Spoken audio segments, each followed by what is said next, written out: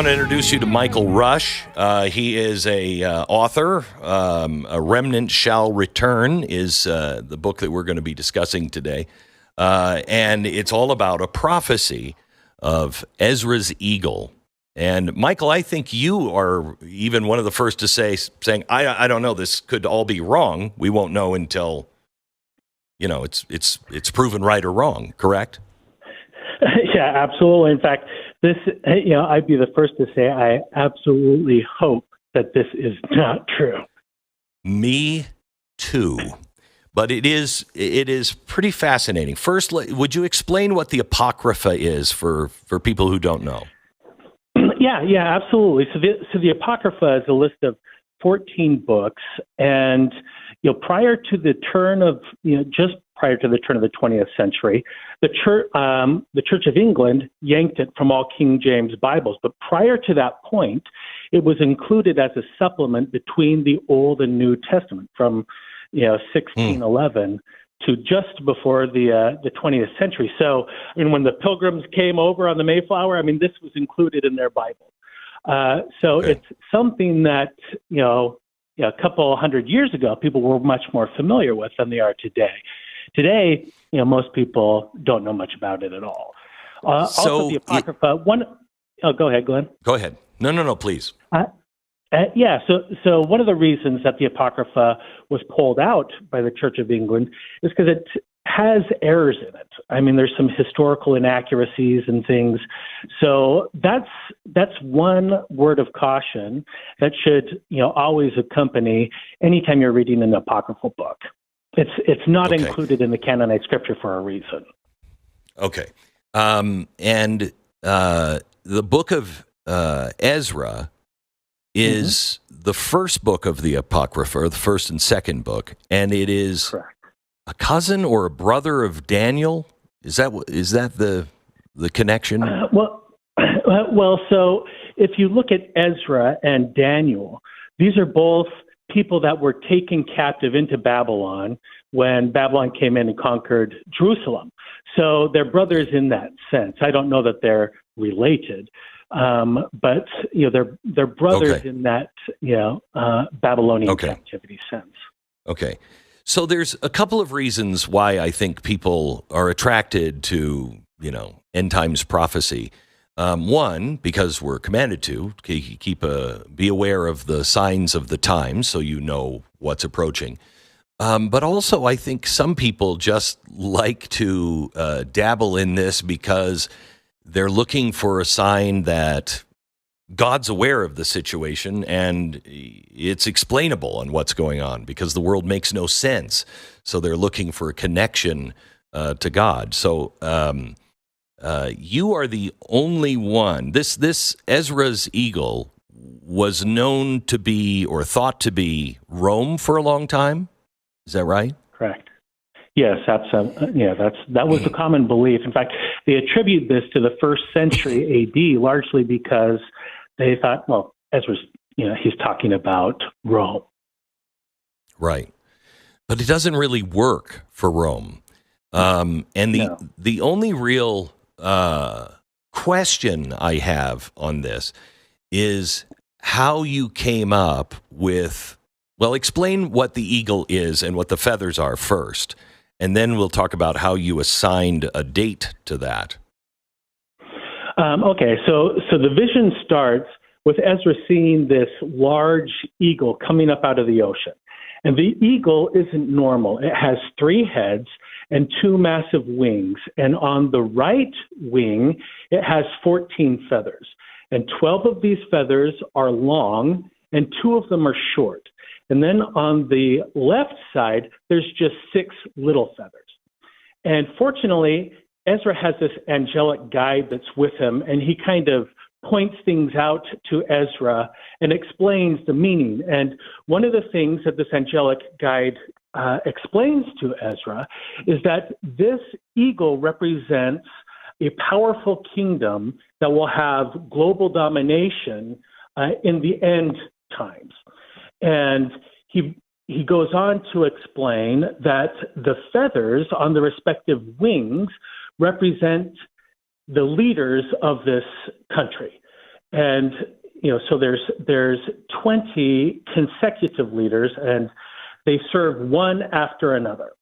So right out of the gate, this is something of a timeline. It's a countdown, beginning with the first feather and going to a big prophetic event that allegedly will take place in the last days. So it's fascinating to me, because what caught my attention was the pegging of those feathers to U.S. presidents is stunning. However, you have to take a leap of faith, because it doesn't go all the way back to George Washington. I think you're the only one that has pinned this. Were you the first to come up with this, to pin it to Hoover? Yes. Yes. Yeah. So yeah, go ahead. Okay. So you've pinned it to Hoover as the first feather, and I want you to explain that. But I want to make a disclosure here. This is a part where Michael and I share in our faith. Our faith teaches us that in the end days there will be a secret combination. It will be, basically the deep state. And that kind of sets the clock ticking. And the Book of Mormon is just history, but really an outline of what things are going to look like as we approach the latter days. And it's shockingly accurate to what is happening today. And that's how you came. This is the only Mormon part of it, if I'm not mistaken. You pinning this to Hoover. How did you get there? So really, it's pinned to Hoover because of the incredibly specific language regarding the second feather in this series. So the verbiage of the prophecies says, paraphrasing it, says that the second leader will serve twice as long as any other leader of this country, and that before the end of his official, administration, none other would be able to serve unto the half of the time that he served. So, that is incredibly specific language. So it was really this that caused me to hone in on Hoover, because there's only one president in the United States that this could possibly be talking about, and it's Franklin D. Roosevelt, who was elected to 4 terms in office. He died of natural causes, in his first or in his 4th term. But Congress passed the 22nd Amendment to the Constitution before his official 4th term concluded, barring all future presidents from serving more than 2 years. So, this is what just locked it in for me, because this is incredibly specific. And so, when you started with FDR and then you go through the feathers, which we will in a second, it is incredibly specific and nails our presidency, the succession of presidents exactly. But also, if I may, it was the Council of Foreign Relations that really, during the Hoover times, that it really took a hold, and that kind of plays a role later in the prophecy when you switch to the other wing, if you will. So explain the feathers and how they are marked for each president and what lines up. Yeah. So that it starts with Herbert Hoover. And, as you mentioned, if you Google, founding members of the Foreign Relation, the Council on Foreign Relations, Herbert Hoover comes up. So that's very interesting in the context of this. And you talked about secret combinations. If you read in the book of Revelation, in chapter 17, John sees this amazing vision of the whore of Babylon. And I think that this is what, is the underlining context of what's going on in this vision. It's not so much a vision about these presidents as it is the rise and infiltration of this country by this whore of Babylon. And that's why it starts with Herbert Hoover, in my opinion. So then it goes through, there's, as I said, there's 14 feathers on the right side. And, these 14 feathers seem to be counting down. And the specific language of the prophecy gives some other very curious information with regards to 2 short feathers that would be amongst these 14. And the specific language is that by the time you see the second of these 2 feathers, you will be approaching the midpoint of this timeline. So when you look at, starting with Herbert Hoover. It's hard. Herbert Hoover. And go to the 14th president, it's Barack Obama. So when you look in there for 2 presidents who were short feathers, meaning in the verbiage of the prophecy, a short feather is someone who has had their administration cut short by contrary or nefarious, means. And I attribute that to the involvement of this whore of Babylon terminating their presidency prematurely. So you look at this list and you go, it jumps right out at you that you've got JFK, who was assassinated, and then you have Richard Nixon, who was forced to resign. Now, as you go through this timeline, Richard Nixon is 45 years into it. And the prophecy again says, when you see the second of these short feathers, you're going to be halfway through this timeline.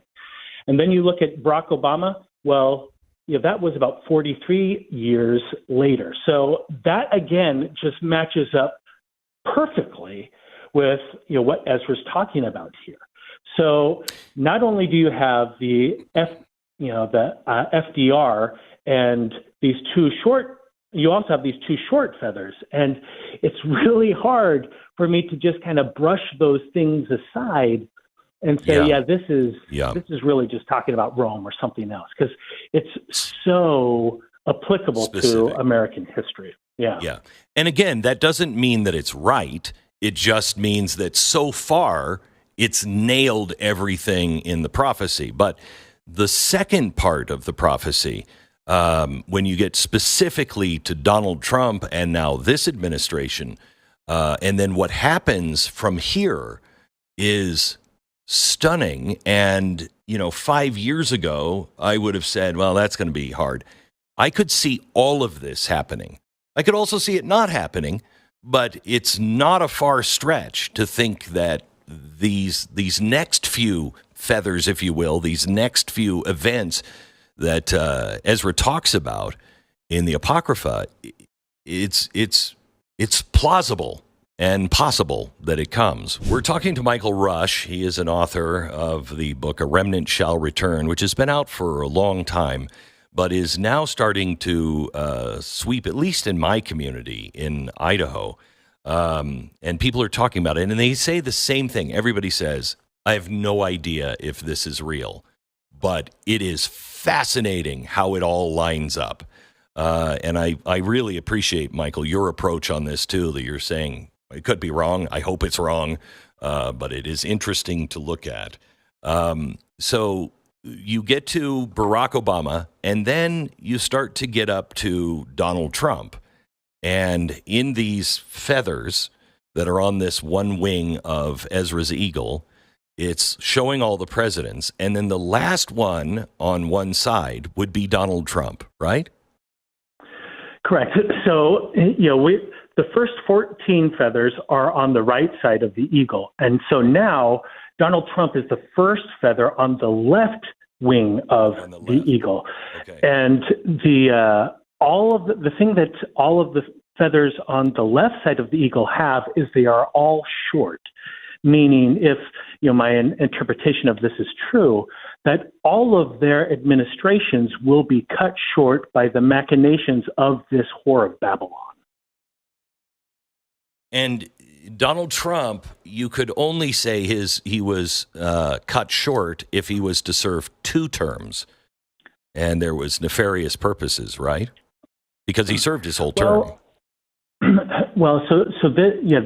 is where you have to look at what does it mean to be cut short. Does it mean that you only serve 1 term? Is it referring to the length of in office? And I don't think that that's what defines a short feather. Because you have long feather presidents that serve 1 term or 2 terms. I think that the definition of what makes a feather short is whether the deep state terminated their presidency. So when you look at, and again, we're talking about a prophecy that is at least 2,000 years old. So it is so eerie how it mirrors these things. So when you look at it's now, go ahead. Especially, I don't mean to interrupt, but we're going to have to break in a second. Especially, I don't know if you saw the news this week, that now they are coming out with the news on Nixon that it looks like the deep state and the CIA actually was responsible for the break-in and the Nixon resignation, that it was actually a deep state operation, and they're responsible for cutting his time short. That news just came out this week. So 2,000 years ago, there was a prophecy by Ezra. Ezra is mentioned in the... No, he's not. No. Ezra is the first 2 books of the apocrypha, and he talked about a great empire that is going to be destroyed near the end times. And he describes seeing this empire coming out of the ocean, which is interesting, and it rises out. It has 3 heads, and it has a bunch of feathers on one side and very few feathers on the other side. This lines up now, according to Michael Rush, and I have read this over and over again from a really old copy of the Apocrypha, and it does line up. And if you start with Hoover, it goes and nails FDR. It says they'll be their time in office or in control will be cut short, and that one is JFK and Richard Nixon, and then Donald Trump cut short as well. Now, what happens after that, Michael? Yeah, so one other thing that I think is important to bring up about this vision is that Ezra heard the eagle speaking, but the voice or the sound wasn't coming from its head, so it was coming from its bowels. And his angelic guide goes, Ezra, did you notice that? Did you notice the voice is coming from this country's bowels? This signifies that this country will be in a period of great distress and at the point of collapse. So that is a very interesting additional background to what we're going to talk about next. So we're now talking about the first short feather on the left side of this eagle, the left wing, which would be the presidency of Donald Trump, which, according to this vision, his presidency would have been cut short. And I believe by the intervention of the Whore of Babylon, or the American deep state. So you have the 2020 election, which, whatever you think, happens there, one thing is for sure, that it was the most, contested election in probably American history. You had over 10% of states send alternate delegates to the Electoral College. That's never happened at that scope before. And their explanation, they said that there was widespread fraud in their states. So it's if you just go at face value, oh, he served 4 terms, that's it, this prophecy is fake, okay. But if you look at it from that perspective, then you'd have to say, okay, Trump was a short feather because this election, there was something not right with it, and it was stolen.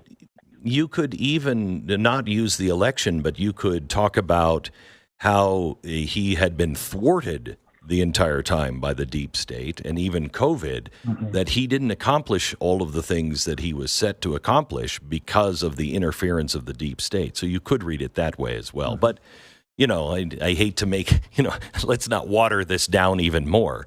If it's accurate, we'll see, because what happens next?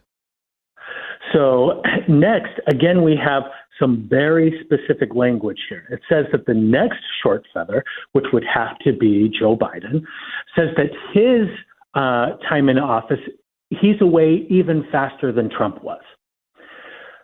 So when you're looking at current events, right now, this is very timely. Right, there are many people that think Joe Biden hasn't been calling the shots for a long time. Right. So it's just very curious. But then the very next thing that it says is that there will be two that short feathers that think in their hearts to be set up. So they're just thinking about it. In my mind, this means they want to be the president, but they are not set up. So we could be talking about an election scenario here. And in that case, you'd be talking about Kamala and Trump again. And the specific verbiage is that as they are so thinking in their hearts, the three heads of the eagle awake and devour them. And then they take control of the country from that point forward. And so does this have to happen before January 20th? Well, so January 20th would be when you would swear in the next president of the United States. President. So right. For Biden to be away sooner than Trump, then if Biden completes this, then I don't know how you could say on its face that this prophecy is correct. Right. Again, this is from the apocrypha. Right. But how it lines up is astounding. Pretty remarkable. Yeah, however, really is. Like you just said, we're going to know one way or another.